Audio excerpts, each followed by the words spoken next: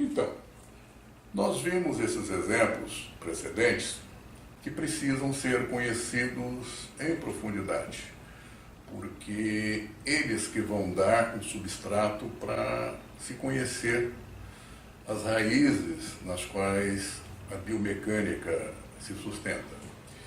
Então vamos ver agora alguns exemplos. Eu poderia dizer, dentre inúmeros exemplos, eu coletei 4 ou 5 dispositivos, como cantilevers, que nós utilizamos para atender a objetivos específicos, todos eles ditados por uma necessidade de diagnóstico e com respeito exclusivamente a eles, com a finalidade de atingir um objetivo proposto.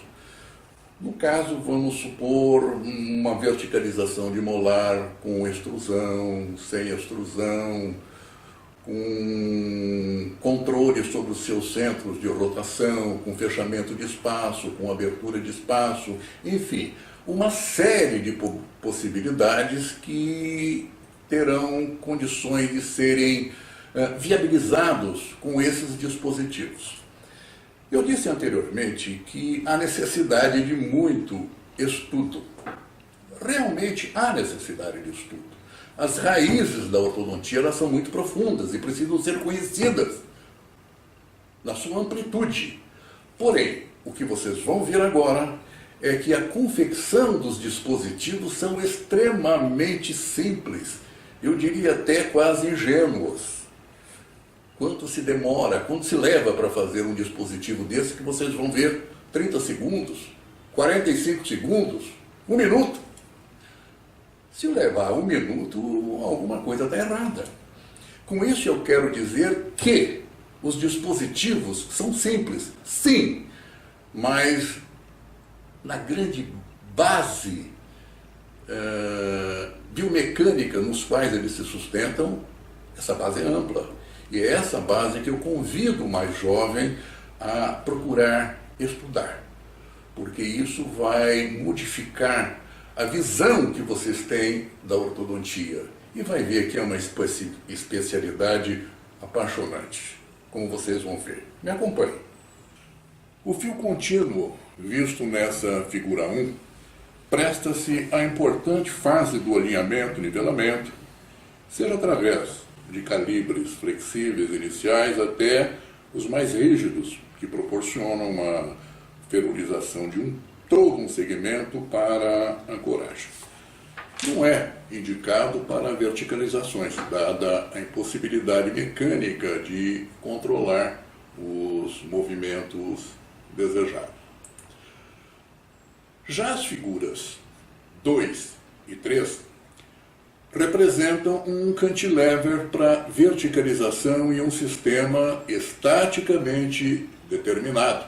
Vocês veem aqui a introdução no tubo molar e o apoio na região de ancoragem, produzindo com isso uma força binária e a outra extremidade apoiada em um ponto de ancoragem, como mostra a foto menor, né? Pode-se empregar fio TMA 17 por 25, passível de ser empregado quando os bractes forem 18 por 25, ou seja, que podem ser empregados tanto nas mecânicas de Burston quanto na de Rickards. Essa é a minha escolha. Agora, já a figura 4 mostra um cantilever representante de um sistema estaticamente indeterminado, quando as duas extremidades, que vocês estão vendo aqui, produzem forças binárias, dificultando a dosagem precisa das intensidades de força. Mas é através dele que monta-se um sistema de forças com controle das verticalizações, com ou sem intrusões. A extremidade na unidade reativa, mostrada nessa figura 5, apoiando-se um tubo cruzado, é que vai gerar as forças binárias, que corresponderia a esta extremidade aqui, desse cantilever. Já a figura 6 já tem um outro desenho e obedece a outras necessidades, né? Também estaticamente indeterminado, como vocês podem observar. Ele é muito eficiente em verticalizações dosadas, como demais todos os outros cantilevers, né?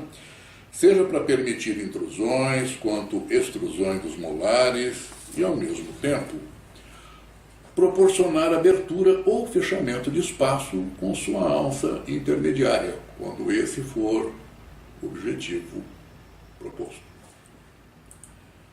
Esta figura 7 mostra outro exemplo de cantilever estaticamente determinado e que pode ser empregado concomitantemente a outro, com a finalidade de aumentar o controle em movimentações específicas ditadas sempre pelo diagnóstico. Eu não me canso de repetir isso. A figura 8 é bastante empregada na técnica de Ricketts, permitindo verticalização com meserização, com controle de torque, para fechamento de espaço, ou então apenas verticalização para manutenção de espaço. Porém, a sequela invariável é a extrusão molar. Não dá para fugir disso. Enfim, há uma série de detalhes que merecem destaques, como, por exemplo, aumentar ou diminuir o momento e a força produzido por um cantilever, variando seu comprimento, ou seja, longo, um cantilever longo produz um momento maior, com menor força, e o curto permite um momento menor, com maior força, ou seja, porque eles são inversamente proporcionais, né? Resumindo, lançando mão de alavancas ou cantilevers dos mais variados desenhos, curtos ou longos, de natureza estaticamente determinada ou indeterminada, empregados isolada ou contrapostos entre si, devem obedecer a um propósito específico permitido pelo nosso objetivo diagnóstico. É o ortodontista no comando pleno da biomecânica. Quero mostrar para vocês agora um exemplo de um problema que é extremamente comum no dia a dia no colega. Vamos imaginar um molar inclinado, e cujo objetivo é verticalizá-lo, impedindo a sua extrusão e querendo até uma intrusão desse molar. É um exemplo bastante interessante em que eu vou colher um daqueles exemplos que vocês viram de cantilever, né?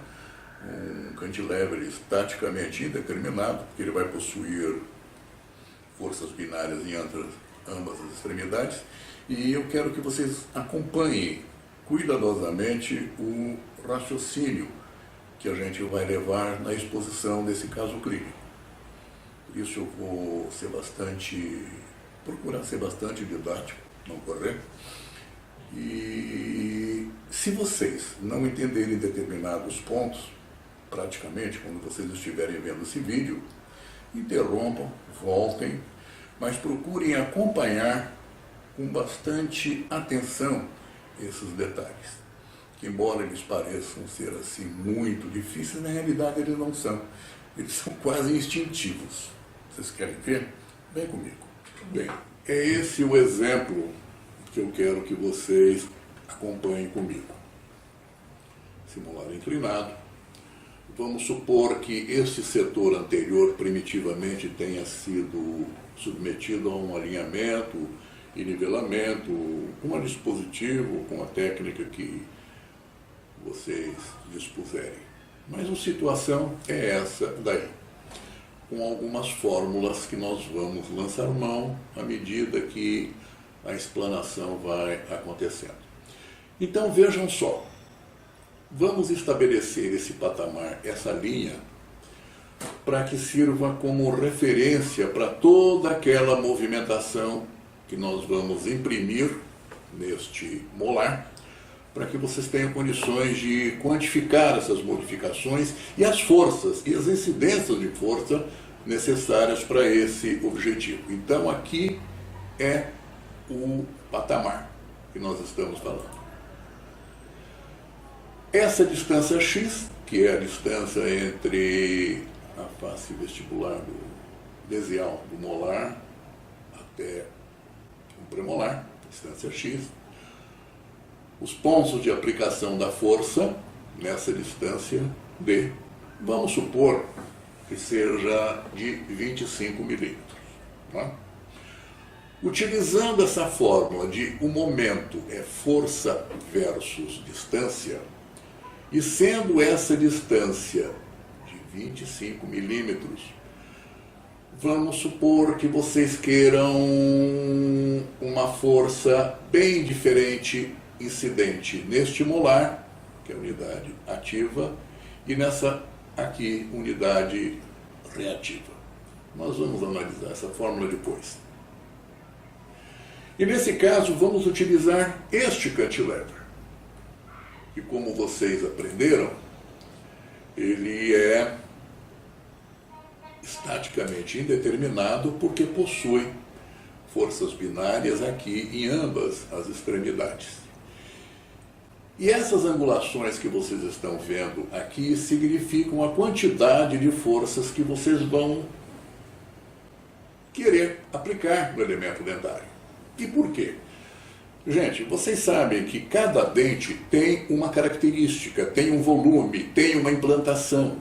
E vocês precisam aplicar a cada elemento a real necessidade.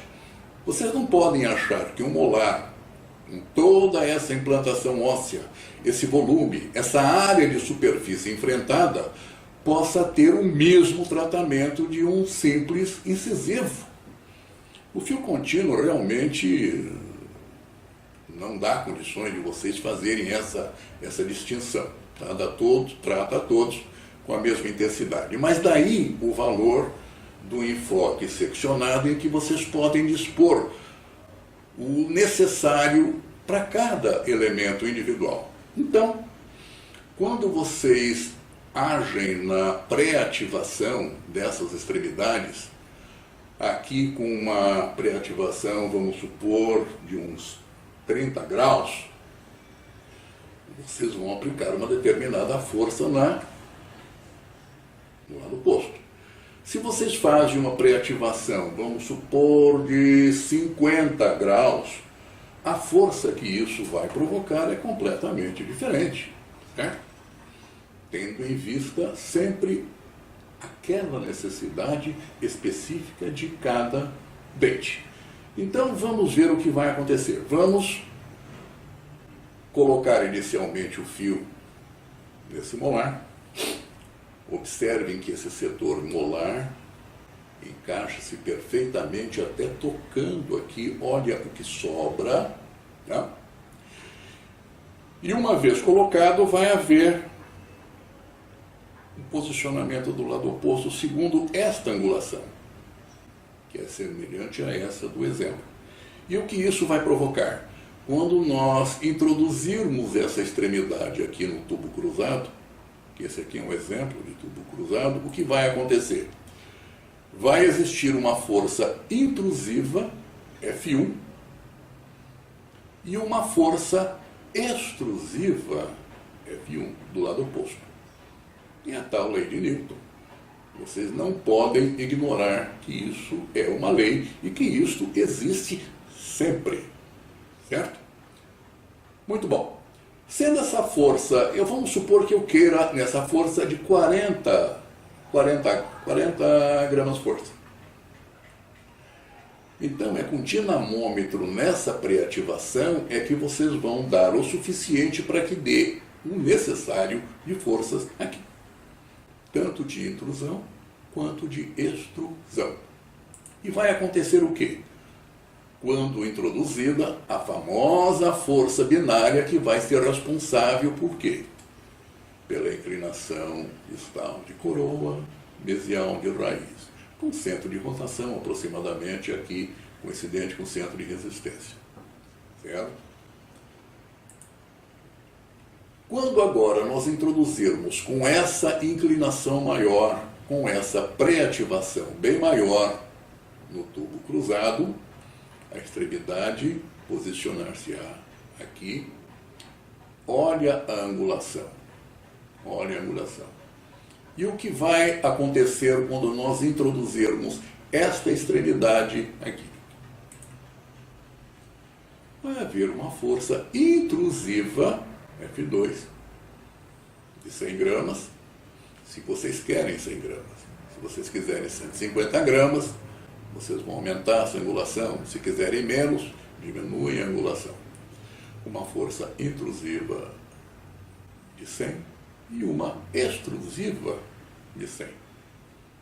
Isso é inescapável. E também a força binária nessa extremidade, para configurar o quê? Um sistema estaticamente indeterminado, acompanhado sempre de um momento positivo nessa região de ancoragem, que naturalmente vai ser anulado tanto o momento quanto as forças pela ferrulização de um fio bastante calibroso, né? Então, sendo um corpo único, uma ferrulização única, com uma ancoragem natural única, essas sequelas inevitáveis vão ser anuladas. Se não anuladas, pelo menos minimizadas. É claro que também podem ser empregados mini-implantes para amenizar esses efeitos de sequela que a gente não quer. Porque os mini-implantes também e mini-placas são elementos que fazem parte ativa do nosso tratamento, do nosso recurso terapêutico, né? Então vamos considerar aqui essa força F1, nós fizemos F1, a força de 40 gramas, vezes essa distância de 25, vai dar um momento aqui de 1000 gramas por milímetro. E o momento 2, 100 gramas forças versus distância de 25, dá um momento 2, 2.500 gramas. Duas vezes maior. Né? Vamos ver o que ocorreu.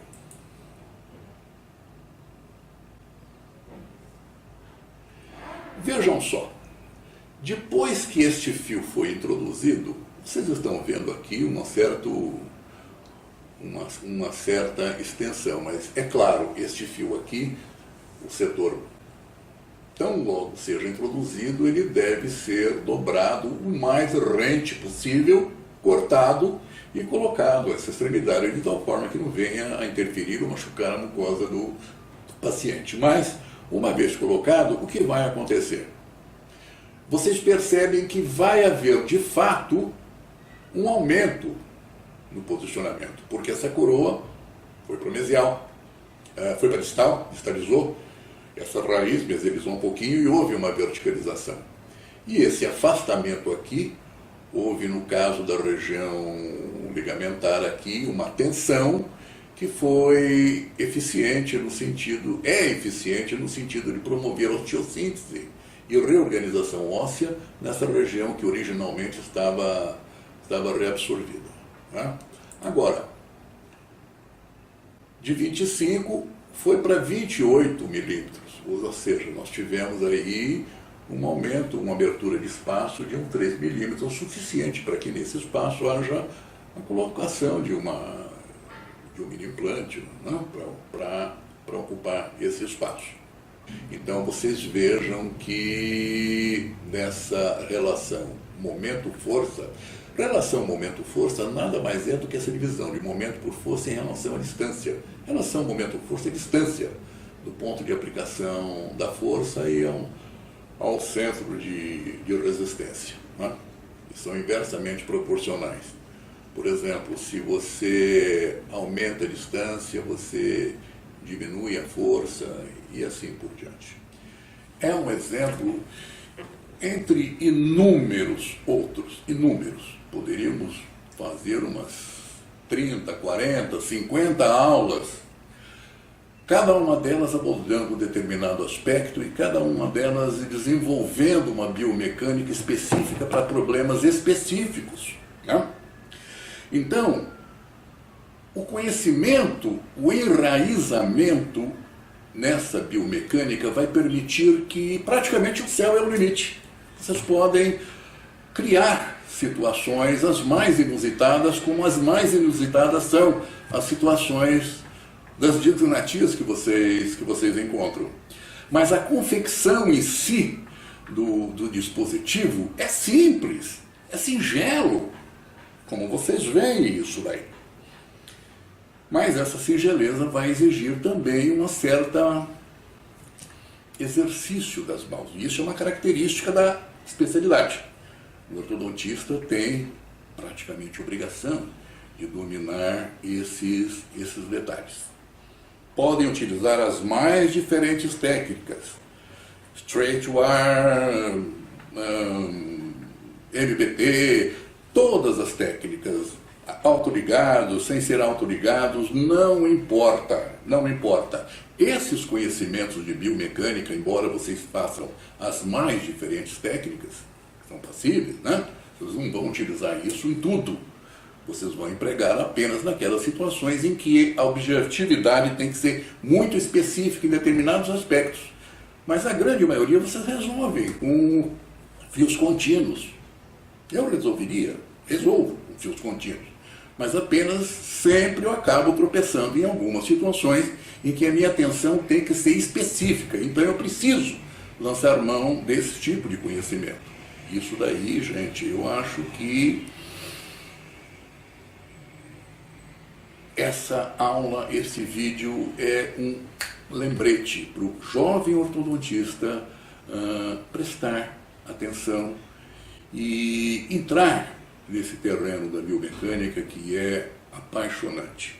Nós faremos outros vídeos e está aqui o convite para o colega me acompanhar em todas as outras postagens. Até!